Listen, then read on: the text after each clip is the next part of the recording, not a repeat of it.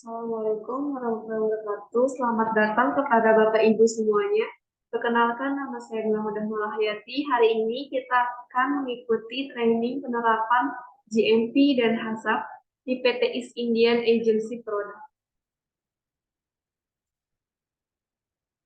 Apa itu GMP? GMP atau Good Manufacturing Practice adalah pedoman yang menjelaskan bagaimana memproduksi pangan olahan agar aman, bermutu, dan layak untuk dikonsumsi.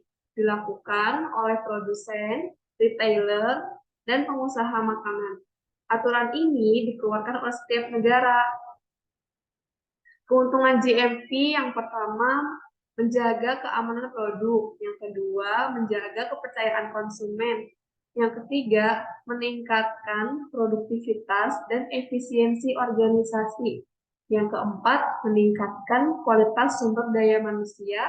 Yang kelima, menjamin sistem perbaikan yang berkesinambungan. Dan yang keenam, media untuk mengambil keputusan. Pengendalian GMP, yang pertama ada faktor fisik, personel, dan kontrol operasi. Apa itu HACCP? HACCP atau Hazard Analysis and Critical Control Point merupakan sistem manajemen risiko yang mengidentifikasi, mengevaluasi, dan mengendalikan risiko bahaya terkait keamanan pangan di seluruh lini rantai jaringan pasokan. HACCP itu pada bagian gambar sebelah kanan urutannya paling atas. Yang paling bawah ada GMP yang tadi kita bahas.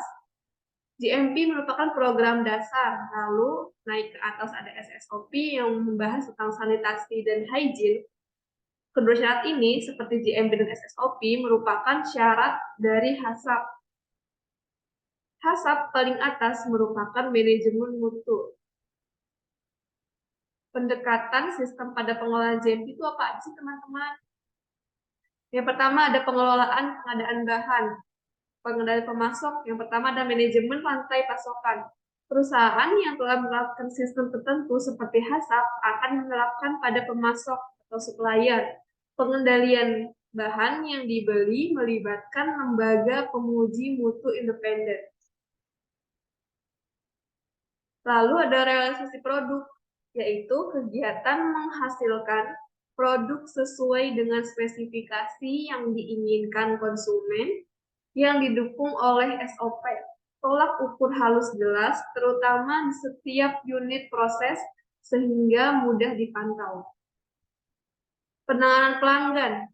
Penanganan pelanggan dibagi menjadi dua. Yang pertama, ada program pemasaran atau sebelum rilis produk. Dan yang kedua, ada saat penyerahan atau setelah realisasi produk. Pada pemasaran, contohnya saat mengatur promosi, penawaran, kontrak, dan perencanaan pemenuhan order. Sedangkan pada penyerahan, contohnya saat pengaturan pelabelan, kemasan dan informasi produk, gudang, staffing, dan shipment, transportasi, pemajangan atau display, dan penarikan produk. Aspek penyediaan pangan terbagi menjadi 3 cemaran. Yang pertama, cemaran fisik, cemaran kimia, dan cemaran biologi. Jika cemaran fisik itu merupakan dari kontaminasi fisik yang nampak, contohnya pada rambut dan kuku. Jika cemaran kimia merupakan dari kontaminasi bahan kimia, contohnya pestisida. Jika cemaran biologis dari kontaminasi virus, bakteri, salmonella. Contohnya bakteri salmonella.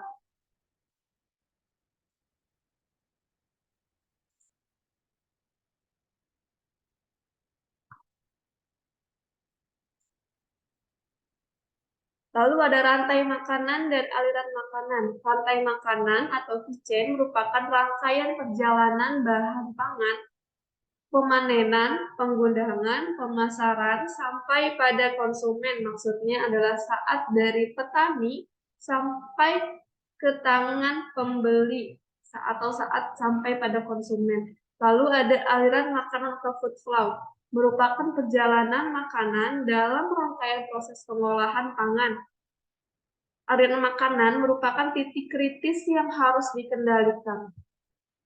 Aspek-aspek dalam GMP terbagi menjadi dua, yaitu peraturan GMP dan komponen dasar GMP. Peraturan GMP terdiri atas desain dan konstruksi hygiene untuk pengolahan produk makanan, peralatan dalam proses pengolahan, pembersihan dan desinfeksi peralatan, pemilihan bahan baku dan kondisi yang baik, pelatihan dan higienitas pekerja, serta dokumentasi yang tepat. Untuk komponen dasar GMP terdiri dari building, utility, equipment, maintenance, manajemen, storage, dan sanitasi yang berpengaruh pada mutu serta kualitas. Aspek dalam GMP seperti yang tadi sudah dijelaskan.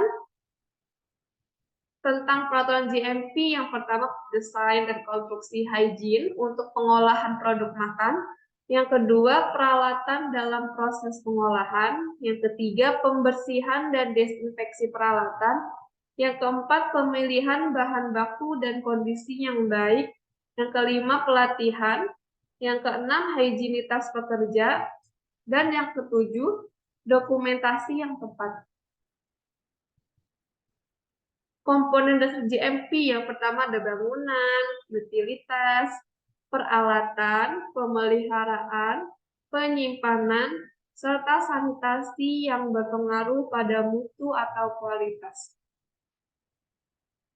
Satu, kita bahas mengenai bangunan pabrik. Bangunan pabrik perlu diperhatikan mengenai struktur pabriknya bagaimana, keamanan pabrik bagaimana, layout pabrik yang baik untuk pengolahan makan seperti apa, ruang yang cukup untuk memenuhi tujuan produksi, pemisahan ruang proses dengan ruangan lain. Maksudnya adalah ruang proses tidak boleh bercampur dengan misalnya lab, atau ruang proses tidak boleh bercampur dengan ruangan bahan raw material. Yang kedua ada pemilihan lokasi. Lokasinya bagaimana nih? Apakah lokasinya dekat dengan pemukiman warga atau jauh dengan pemukiman warga? Itu harus diperhatikan juga. Lalu ada tata letak pabrik. Yang keempat ada tata letak bahan baku. Dan yang terakhir ada desain rancang bangun untuk mencegah pencemaran kontaminasi silang.